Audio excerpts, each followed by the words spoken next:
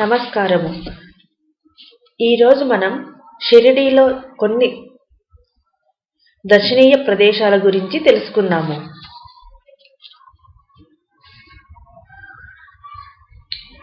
అవి గురుస్థానం, సమాధి మందిరం, ద్వారకామయ్యి వంటి సుప్రసిద్ధ ప్రదేశాలతో పాటు భక్తులందరూ విధిగా దర్శించాలని ఎంతో ఉత్సాహపడే ప్రదేశం గురుస్థానం.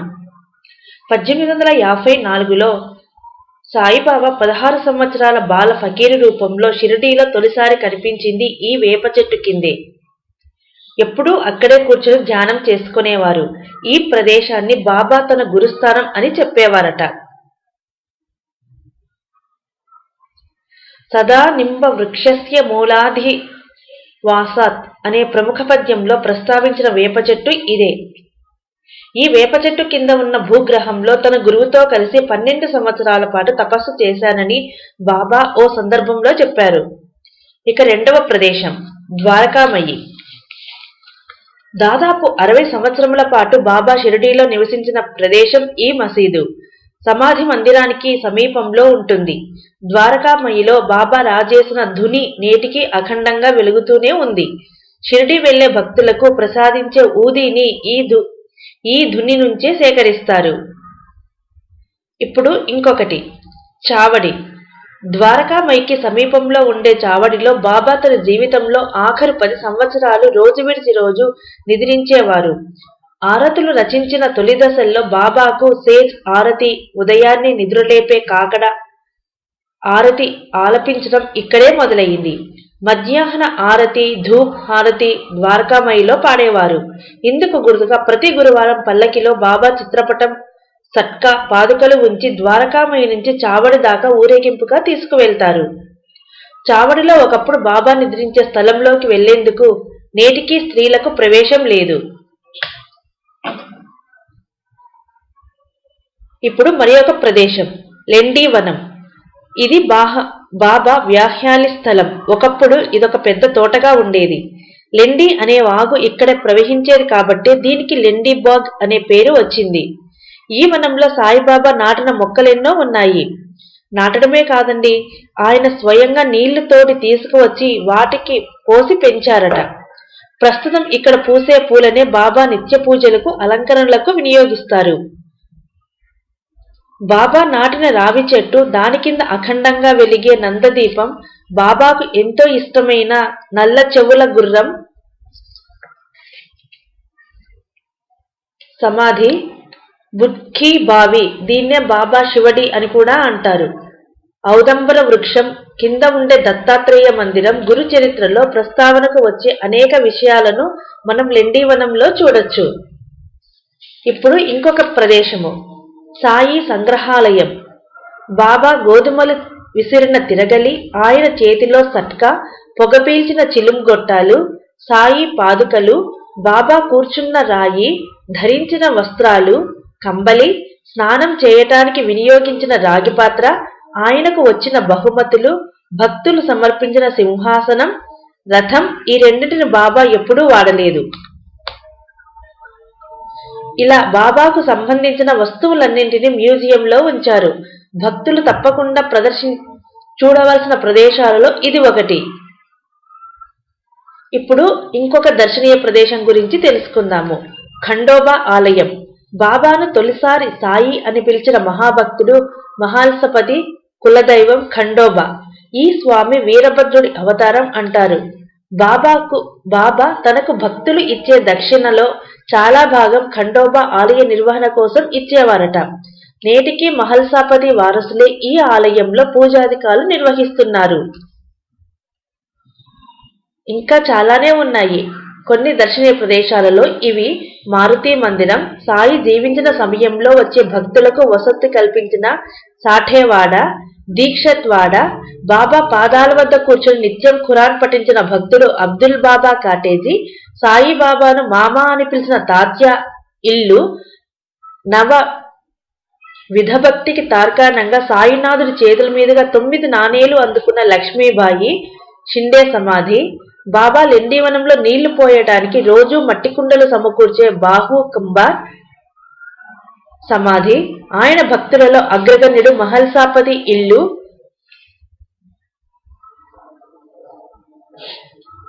ఇవి కొన్ని దర్శనీయ ప్రదేశాలు.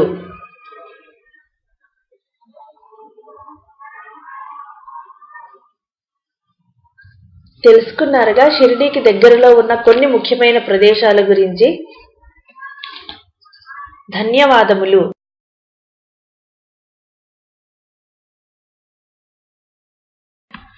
నమస్కారం. ఈరోజు మనం తీర్థయాత్రలో రాయకోట్ వీరభద్రస్వామి గురించి తెలుసుకుందాము. 3 రూపాలలో కనిపించే రాయకోట్ వీరభద్రేశ్వరుని విగ్రహ దర్శనమే ఇక్కడ ఉన్న ప్రత్యేకత. ఉదయం బాల వీరభద్రునిగా, మధ్యాహ్నం యువ వీరభద్రుడిగా, సాయంత్రం వృద్ధ వీరభద్రుడిగా స్వామి ఇక్కడ మనకు దర్శనమిస్తాడు. ఇప్పుడు స్వామి యొక్క అరుదైన చరిత్ర. ఈ విగ్రహం 6 అడుగుల విగ్రహం. రాయకోట్లోని శ్రీ వీరభద్రేశ్వర ఆలయం సుమారు 14-15వ శతాబ్దికి చెందినదిగా స్థానికులు చెబుతున్నారు. కాకతీయులు విజయనగర సామ్రాజ్యాధీశుల కాలంలో ఇది నిర్మితమైనట్లు మన ఆధారాలను బట్టి తెలుస్తోంది. ఇక్కడి విగ్రహాలు విజయనగర రాజుల శిల్పరీతిలో ఉండటం గమనార్హం. ప్రధాన దైవం అమ్మవార్ల విగ్రహాలు రాయలసీమ నుంచి రాయకోట్ మీదుగా కర్ణాటక, మహారాష్ట్ర సరిహద్దు ప్రాంతాలకు వెళ్లాల్సి ఉండిందట. అలా వాటిని ఇక్కడి నుంచి ఆయా ప్రాంతాలకు తరలిస్తూ ఉండగా ఒకానొక రోజు రాత్రి చీకటి పడింది.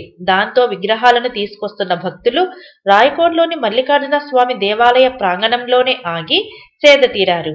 వారు తిరిగి బయలుదేరే సమయానికి ఆశ్చర్యంగా విగ్రహం ఎత్తుకోబోతే అది ఎంతకూ కదలలేదు. ఆ పూటకు వారు అక్కడే ఉండిపోయారు. మరునాడు రాత్రి వారికి స్వామివారు గజ్జెల సవడి, ఘంటారావాల శబ్దాలతో దర్శనమిచ్చాడట. ఇదే నా సరైన పుణ్యక్షేత్రం, నేను ఇక్కడే స్వయం ప్రతిష్ఠితంగా వెలుగొందుతాను అని వారికి స్వామి స్వప్నంలో చెప్పినట్లు ఇక్కడి స్థానికులు అంటూ ఉంటారు. నాటి నుంచి నేటి వరకు 3 రాష్ట్రాల ప్రజలు ఈ వీరభద్రేశ్వరుడినే తమ ఇలవేల్పుగా ఆరాధిస్తున్నట్లు చరిత్ర చెబుతోంది. వీరభద్రేశ్వర స్వామిది ఎంతో అరుదైన ఏకశిలా విగ్రహం. సుమారు 6.5 అడుగుల ఎత్తు, 6 అడుగుల వెడల్పుతో ఉంది. ఇంత అపురూపమైన వీరభద్రేశ్వర స్వామి విగ్రహం తమ గ్రామానికి చేరుకోవడం దైవదత్తమని స్థానిక భక్తుల విశ్వాసం. ఆయనకు తోడుగా భద్రకాళి అమ్మవారు కూడా ఇక్కడ వెలిసింది. ఏ ఆధారం లేకుండా ఉన్న స్వామి అమ్మవార్ల శిలా సౌందర్యం నిజంగానే చెప్పటానికి అలవి కాదు, నయనానందకరంగా ఉంటుంది. ఇక్కడ ఉన్నటువంటి మరొక ప్రత్యేకత, ఇక్కడ స్వామి రోజు 3 రూపాలలో దర్శనమిస్తూ ఉంటాడు.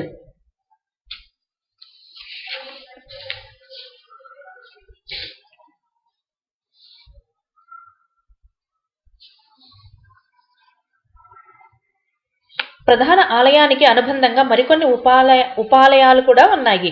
అవి పాండురంగ మందిరం, సంగమేశ్వరుని దేవాలయం, మల్లికార్జున మందిరం, నాగేంద్ర ఆలయం, నరసింహస్వామి దేవాలయం, బసవేశ్వరుని మందిరం. వీటిని కూడా భక్తులు విధిగా దర్శిస్తారు. దేవాలయానికి ఆకాశాన్ని అంటేలా ఏర్పాటు చేసిన ధ్వజస్తంభం విశేష ఆకర్షణగా నిలుస్తోంది. మరి ఒక ప్రత్యేకత కోనేరు. వీరభద్రేశ్వర స్వామి ఆలయ సమీపంలో ఉన్న ప్రాచీనమైన కోనేరుకు ఓ ప్రత్యేకత ఉంది. ఇందులోని నీరు 3 రుచులతో ఉండటం విశేషం. కోనేరు పవిత్ర జలాలు తూర్పు దిక్కున తీయగా, దక్షిణం వైపు ఉప్పుగా, ఉత్తరం వైపు చప్పగా ఉంటాయి. భక్తులు ముందుగా ఈ కోనేరులో పుణ్యస్నానాలు చేస్తారు. జిల్లాతో పాటు కర్ణాటక, మహారాష్ట్రల నుంచి భక్తులు పెద్ద సంఖ్యలో తరలివచ్చి ఇందులో పుణ్యస్నానాలు చేయడం చెప్పుకోదగ్గ విశేషం.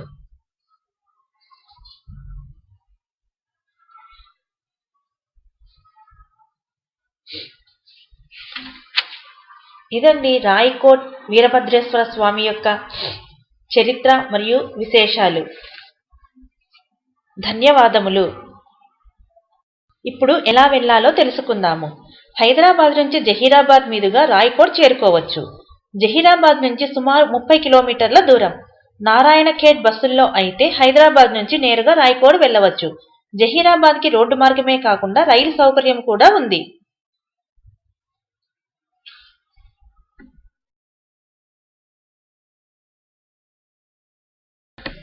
నమస్కారం. ఈరోజు మనం పిఠాపురంలోని ఒక పుణ్యక్షేత్రం గురించి తెలుసుకుందాము. పురాణ ప్రసిద్ధిగాంచిన పుణ్యక్షేత్రం పిఠాపురం. పుట్టింట పుట్టెడు అవమానం పొంది అగ్నికి ఆహుతైపోయిన దాక్షాయిని పీఠభాగం పడిన ప్రదేశం కాబట్టి ఈ క్షేత్రానికి పిఠాపురం అనే పేరు వచ్చిందని ఇక్కడ పురాణ ప్రసిద్ధం. ఇక్కడ అమ్మవారు పురుహూతికా దేవిగా, హూంకారినిగా భక్తుల పూజలు అందుకుంటుంది. ఇప్పుడు స్థల పురాణం గురించి తెలుసుకుందాము. పూర్వకాలంలో గయాసురుడనే రాక్షసుడు విష్ణువు కరుణ కోరుతూ తపస్సు చేశాడట. అతని తపస్సుకు మెచ్చి విష్ణుమూర్తి ప్రత్యక్షమై వరం కోరుకోమనగా, ఈ భూమండలం మీద ఉన్న అన్ని పుణ్యక్షేత్రాల కన్నా తన దేహం పవిత్రమైనదిగా అనుగ్రహించమని వరం కోరారట గయాసురుడు. అతని కోరికను విష్ణువు అనుగ్రహించాడట. ఆ తరువాత కాలంలో గయాసురుడు అనేక పుణ్యకార్యాలు నిర్వహించి ఇంద్ర పదవిని పొందాడు.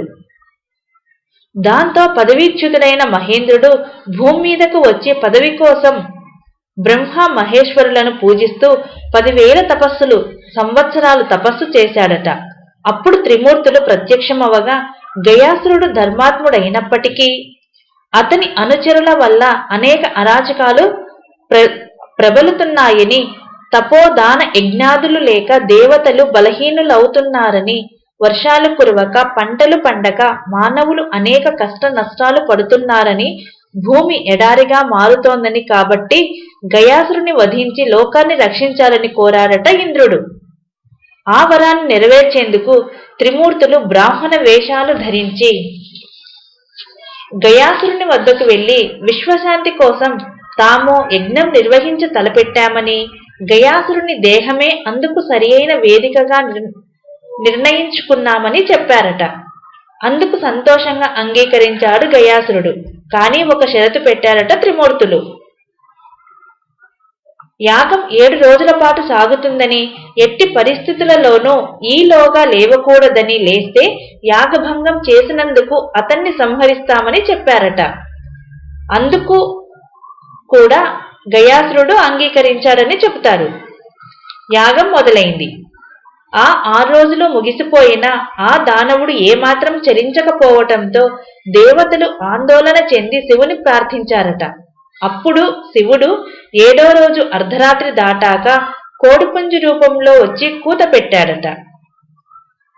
తెల్లవారిందనుకొని గయాసురుడు లేవటంతో యాగభంగం అయ్యింది. షరతు ప్రకారం అతన్ని సంహరించారట త్రిమూర్తులు. విష్ణువు వరం ప్రకారం అతని దేహంలో తలభాగం శిరోగయ బీహారులో ఉంది, శిరోగయగాను, నాభిభాగం మద్గయ ఒరిస్సాలోని బాజాపూర్ జిల్లాలో ఉంది. మద్గయగాను, పాదభాగం పిఠాపురంలో పాదగయగాను ప్రసిద్ధి పొంది ప్రముఖ క్షేత్రాలుగా వర్ధిల్లుతున్నాయి. ఇక గయాసుర సంహారానికి కోడిపుంజుగా మారిన శివుడు ఇక్కడ కుక్కుటేశ్వర స్వామిగా స్వయంభూడై వెలిశాడని పురాణ కథనం. చారిత్రకంగా చూస్తే అనేక మంది రాజులు పిఠాపురాన్ని రాజధానిగా చేసుకొని ఈ ప్రాంతాన్ని పరిపాలించారని అనేక శాసనాల వల్ల తెలుస్తోంది. వాటి ప్రకారం ఈ క్షేత్రాన్ని శిష్టాపురం, శ్రీపీఠం, పురుహూతికాపురం, పీఠికాపురం అని పిలిచేవారని తెలుస్తోంది. శ్రీనాథ కవి సార్వభౌముడు కూడా ఈ క్షేత్రం గురించి భీమఖండంలో వర్ణించాడు. ఇక్కడ అమ్మవారు రాజరాజేశ్వరీదేవి. ప్రధాన ఆలయానికి ఎదురుగా ఒక తటాకం కనిపిస్తుంది. దాన్ని పాదగయ అంటారు. అందులో స్నానం చేస్తే గంగా నదిలో స్నానం చేసిన పుణ్యఫలం లభిస్తుందని ఇక్కడి జనాల మాట. ఇప్పుడు వైష్ణవ క్షేత్రం గురించి తెలుసుకుందాము. ఇంద్రుడు వృత్తాసురుణ్ణి చంపాక ఆ బ్రహ్మ హత్యాపాతకం నుంచి విముక్తి పొందడం కోసం దేశంలోని 5 ప్రాంతాల్లో వైష్ణవ ఆలయాలను నిర్మించి ఆరాధించాడని పురాణాలు చెబుతున్నాయి. వాటిని పంచమాధవ క్షేత్రాలు అంటారు. వాటిలో మొదటిది కాశీలోని బిందు మాధవ స్వామి ఆలయం, రెండోది ప్రయాగలోని వేణుమాధవ స్వామి గుడి, మూడోది పిఠాపురంలోని కుంతి మాధవ క్షేత్రం, ఇక 4వది రామేశ్వరంలో సేతు మాధవుని ఆలయం, 5వది అనంత పద్మనాభంలో సుందర మాధవ క్షేత్రం. కుంతి మాధవస్వామిని పిఠాపురం క్షేత్ర పాలకుడుగా వ్యవహరిస్తారు. బిందు మాధవుని దర్శించనిదే కాశీయాత్ర సఫలం కానట్టు, కుంతి మాధవుని దర్శనం చేసుకోనిదే పిఠాపుర క్షేత్ర సందర్శనం ఫలించదని పండితులు చెబుతారు. ఈ స్వామి కుంతీదేవి పూజలు అందుకున్నట్లు మరో కథనం కూడా ప్రచారంలో ఉంది. ఇప్పుడు దత్తక్షేత్రం గురించి తెలుసుకుందాము. దేశవ్యాప్తంగా ఉన్న దత్తక్షేత్రాలలో ఇక్కడి శ్రీపాదవల్ల క్షేత్రం మిక్కిలి విశిష్టమైనదిగా చెబుతారు దత్తభక్తులు.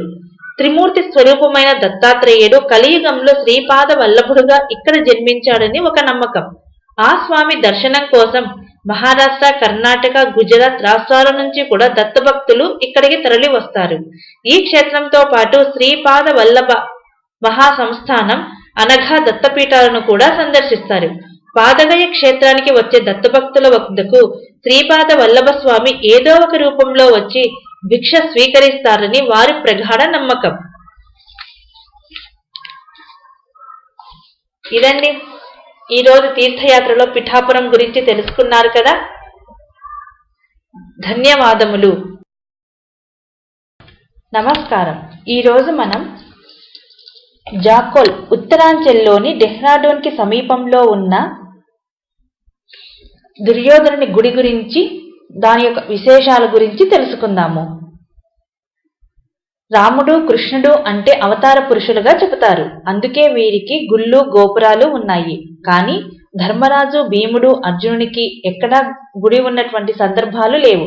కానీ దుర్యోధనునికి గుడి కట్టి మరి అక్కడి ప్రజలు పూజిస్తున్నారు. అది మోరి. ఈ ప్రదేశం వచ్చి జాకోల్ ఉత్తరాంచల్లోని డెహ్రాడూన్కి సమీపంలో ఉంది. ఆ ప్రాంతంలో నివసించే మోరీలు తమను కౌరవ, పాండవ సంతతికి వారసులుగా చెప్పుకుంటారు. వీరు కౌరవుల్నే పూజిస్తారు. అది ముఖ్యంగా సుయోధన్ని అంటే దుర్యోధనుణ్ణి. అందుకే ఆయనకు జాకోల్లో ఓ గుడి కూడా కట్టారు. రాష్ట్రంలోని దుర్యోధన ఆలయాలన్నింటిలోకి ఇదే అతి పెద్దది. అంతేకాదు ప్రతిమ ఉన్న ఆలయం కూడా ఇది ఒక్కటే. ఈ ప్రాంతంలోనే టోన్స్ అనే ఓ నది కూడా ఉంది. పూర్వం దీన్నే తామస్ అనేవారట. కురుక్షేత్ర యుద్ధంలో కౌరవులు ఓడిపోయారన్న వార్త విని స్థానికులు ఒకటే రోధించారని, అలా వారి కన్నీటితోనే ఈ టోన్స్ అనే నది ఏర్పడిందని అక్కడి వారి కథనం. అందుకే ఇప్పటికీ ఈ నదిలో నీటిని తాగడానికి ఉపయోగించరు. ఇప్పటికీ ఆ కన్నీళ్లే ప్రవహిస్తున్నాయన్నది అక్కడి వాళ్ళ గట్టి నమ్మకం.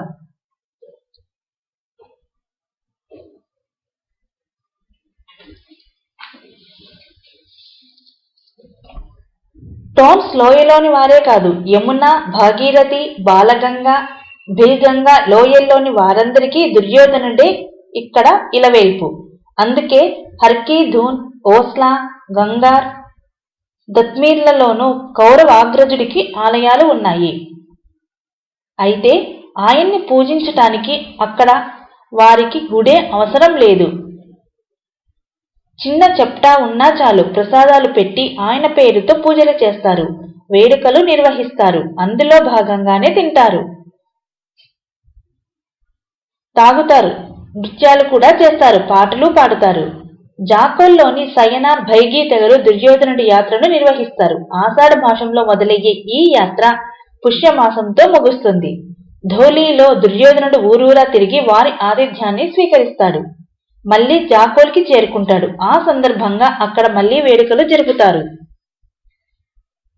అసలు వీరి దుర్యోధన ఆరాధనకి కారణం ఏమిటో పరిశోధిస్తే, యాత్రలో భాగంగా ఓసారి దుర్యోధన మహారాజు ఈ ప్రాంతాన్ని సందర్శించాడని, లోయలతో నిండిన ఆ ప్రాంతం దుర్యోధనుడికి ఎంతో నచ్చి స్థానిక ఆయన సుయోధనుడికి కనిపించి ఇక్కడ ప్రజలను చల్లగా చూడమని చెప్పాడని, దాంతో ఆయన తరచూ అక్కడికి వచ్చి స్థానికులతో గడిపి వారి సమస్యలన్నీ తీర్చేవాడని, అందుకే ఆయన్ని వీళ్ళు ఎంతో ఆరాధిస్తారన్న కథనం వినిపిస్తూ ఉంటుంది.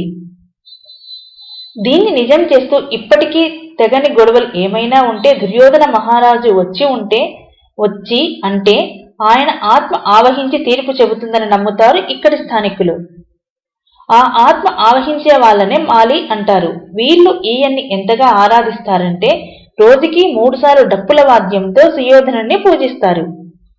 ఉత్తర భారతంలో కౌరవ పాండవుల ఉనికికి సంబంధించి చారిత్రాత్మక ఆనవాళ్లు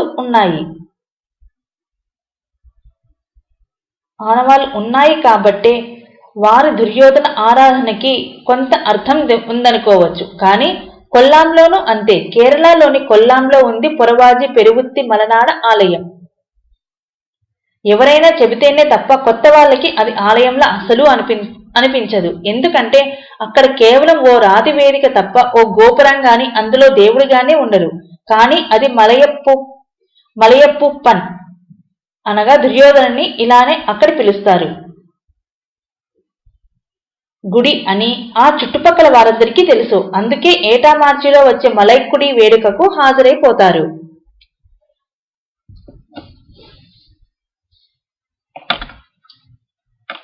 ఇప్పుడు గుడి గురించి తెలుసుకుందాము. ద్రవిడ సంప్రదాయం ప్రకారం స్థానిక దళితులే ఈ ఆలయంలో పూజారులుగా ఉండాలి. అందుకే తరతరాల నుంచి కురువ తెగకు చెందిన కడుత్సేవేరి కుటుంబీకులే ఆలయ ప్రధాన పూజారులుగా వ్యవహరిస్తున్నారు. పైగా ఇతర దేవతల మాదిరిగా ఇక్కడ టెంకాయలు కొట్టరు, కళ్ళు కోళ్లు సమర్పించుకుంటారు. గతంలో ఎక్కువ మంది పెట్టుబడిగా 101 కళ్ళు కుండలు 101 కోళ్లు ఇచ్చేవారట. అయితే బలిని నిషేధించటంతో స్థానికంగా పండే ధాన్యాలతోనే పూజిస్తున్నారు. ఇప్పుడు కొబ్బరి కళ్ళు మాత్రం తప్పనిసరిగా ఉంటుంది. అవన, అప్పం, భస్మం వంటి ప్రసాదంగా ఇస్తారు. పనిలో పనిగా ఈ వేదిక మీద భీష్మ, ద్రోణ, కర్ణ, దుశ్శాసన, శకునులను కూడా పూజిస్తారట.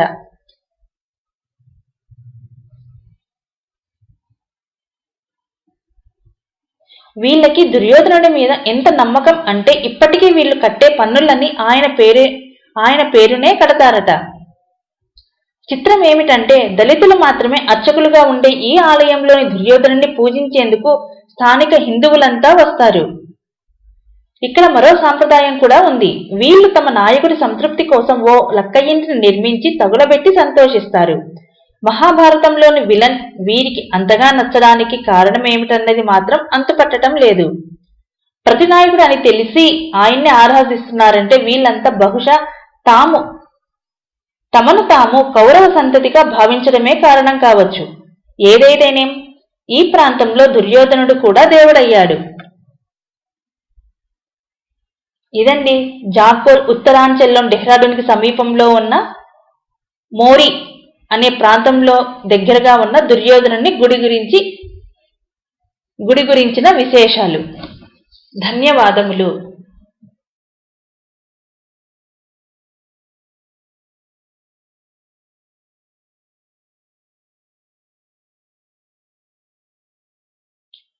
హాయ్, ఈరోజు మనం 3 వంతెనల ముచ్చటైన జలపాతం కేవ్ ఆఫ్ 3 బ్రిడ్జెస్ గురించి తెలుసుకుందాము. ఓ అందమైన గుహ, దానిపై ప్రకృతి చేసిన 3 వంతెనలు, వాటిల్లో నుంచి దూకే అందమైన జలపాతం, అదో భౌగోళిక వింత. ఇంతకీ ఈ అద్భుతం ఎక్కడుంది? ఇప్పుడు దాని గురించి తెలుసుకుందాము. అదో అందమైన జలపాతం కానీ ప్రపంచానికి తెలిసి మాత్రం కొన్ని దశాబ్దాలే అవుతోంది. అంతేకాదు దాని సంగతులన్నీ కూడా వింతవైనవే. ఈ జలపాతం పేరు బాటారా గోడ్స్ వాటర్ఫాల్. లెబనాన్ దేశంలో టర్నోరిన్ అనే నగరానికి దగ్గరలో లెబనాన్ పర్వతంపై ఉంది. ఈ జలపాతం ఏకంగా 837 అడుగుల ఎత్తు మీద నుంచి, అంటే సుమారు 75 అంతస్తుల భవనమంత ఎత్తు నుంచి కిందికి ఒక గుహలోకి పడుతోంది. ఈ ప్రాంతం ఒక భౌగోళిక వింత. ఎందుకో తెలుసా? ఈ పర్వతంపై ప్రకృతి సిద్ధంగా 3 వంతెనలు ఏర్పడ్డాయి. వాటిల్లో నుంచి ఈ జలపాతం దూకుతోంది. అందుకే దీన్ని అక్కడి స్థానికులు కేవ్ ఆఫ్ 3 బ్రిడ్జెస్ అని అంటారు. ఈ అద్భుతం ఉన్నట్లు మనకు కొన్ని సంవత్సరాల వరకు ఎవరికీ తెలియదు. 1952లో ఫ్రెంచ్కు చెందిన శాస్త్రవేత్త హెన్రీ కోయిఫైట్ దీన్ని కనుగొన్నారు. తర్వాత ప్రపంచ వింతల్లో ఒకటిగా చేరిపోయింది ఈ బ్రిడ్జ్. అసలు ఈ జలపాతం ఏర్పడే తీరే ఆశ్చర్యం కలిగిస్తుంది. ఈ పర్వతం పైభాగంలో కరిగిన మంచంతా ఒక చోటకు వచ్చి అదో జలపాతంలా అవుతుంది. అందుకే దీని ప్రవాహం తక్కువగానే ఉంటుంది. వర్షాలు కురిసినప్పుడు మాత్రం నీటి ధారలు కాస్త పెరుగుతాయి. ఈ నీరంతా భూగర్భంలో ఉన్న గుహలోకి పడుతుంది. అసలు ఈ గుహపై 3 సహజ వంతెనలు ఎలా ఏర్పడ్డాయో తెలుసా? ఇక్కడవన్నీ సున్నపురాయి నేలలు. ఇలాంటి నేలలు నీటికి తడిసినప్పుడు ఒక్కసారిగా కుంగిపోయి భారీ గుంతలు ఏర్పడతాయి. వీటినే సింక్ హోల్స్ అంటారని తెలుసు కదా మనకి. కొన్ని లక్షల ఏళ్ల క్రితం అంటే డైనోసార్లు తిరుగాడేటప్పుడు అలాంటి చర్యల వల్లే నేల కుంగిపోయి కింద గుహలా ఏర్పడి దానిపైన 3 వంతెనలు ఏర్పడ్డాయి. వాటిలో నుంచి జలపాతం దూకుతోంది. ఈ జలపాతం దూకే వంతెనలపై సాహసికులు ఎక్కి ఫోటోలు తీస్తూ ఉంటారు. కాకపోతే చాలా జాగ్రత్తలు పాటించాల్సి ఉంటుంది. ఇదండి ఈరోజు కేవ్ ఆఫ్ 3 బ్రిడ్జెస్ గురించి తెలుసుకున్నాం కదా. Bye bye, see you again later.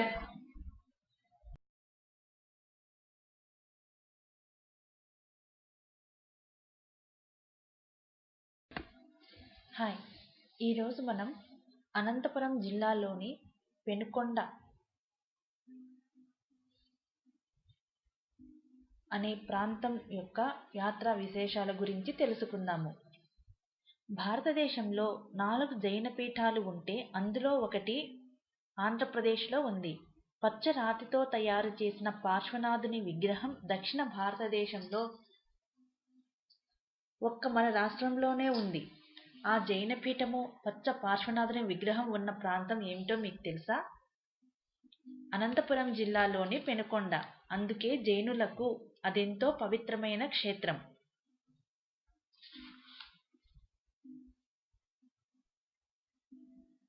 చరిత్ర గురించి తెలుసుకుందాము. పెనుకొండ అంటే శ్రీకృష్ణదేవరాయల రెండో రాజధాని అని, పురాతన దేవాలయాలు కట్టడాలు ఉంటాయని, హిందూ ముస్లిం సమైక్యతకు అద్దం పట్టే బాబయ్య దర్గా ఉన్న ప్రాంతమని, శతాబ్దాల నాటి జామియా షేర్ఖాన్ మసీదులకు నిలయమని చాలామందికి తెలుసు. కానీ జైన సంస్కృతి విలసిల్లిన గొప్ప పర్యాటక క్షేత్రమని, ఎన్నో ప్రత్యేకతలు ఉన్న జైన దేవాలయాలు ఇక్కడ ఉన్నాయని చాలా కొద్దిమందికి మాత్రమే తెలుసు. జైనులు ఎంతో పవిత్రంగా భావించి దర్శించే జైన పీఠాలు మన దేశంలో 4 ఉన్నాయి. అవి ఎక్కడంటే ఢిల్లీ, మహారాష్ట్రలోని కొల్హాపూర్, తమిళనాడులోని కంచి, ఇక మన రాష్ట్రంలోని పెనుకొండ. క్రీస్తు శకం 12వ శతాబ్దం నాటికే పెనుకొండలో 9 జైన దేవాలయాలు, ఒక మఠం ఉన్నాయని చరిత్ర చెబుతుంది. 16వ తీర్థంకరుడైన శాంతినాథస్వామి దేవాలయం కూడా పెనుకొండలోనే ఉన్నట్లు 12వ శతాబ్దానికి చెందిన భాస్కర కవి రచించిన జీవందర్ చరిత్రను బట్టి తెలుస్తోంది. అలా ఎన్నో గొప్ప జైన దేవాలయాలకు ఆలవాలమైన ప్రాంతం పెనుకొండ. అయితే ప్రాచీన కాలం నాటి జైన దేవాలయాల్లో పలు ఆలయాలు కాలగర్భంలో కలిసిపోయాయి. జైనుల 23వ తీర్థంకరులైన పచ్చ పార్శ్వనాథ స్వామి, 2వ తీర్థంకరులైన అజిత్నాథ స్వామి దేవాలయాలు మాత్రం ప్రస్తుతం ఇక్కడ మిగిలాయి. వీటితో పాటు జైన సంస్కృతికి అద్దం పట్టే పాదబెట్ట కొండ కూడా పెనుకొండలోనే ఉంది. పెనుకొండలో మొదట చూడాల్సినది జైనుల 2వ తీర్థంకరులైన అజిత్నాథ స్వామి దేవాలయం. ఈ ఆలయ గోడలపై ఉన్న శిల్పకళ చూపరులను అబ్బురపరుస్తుంది.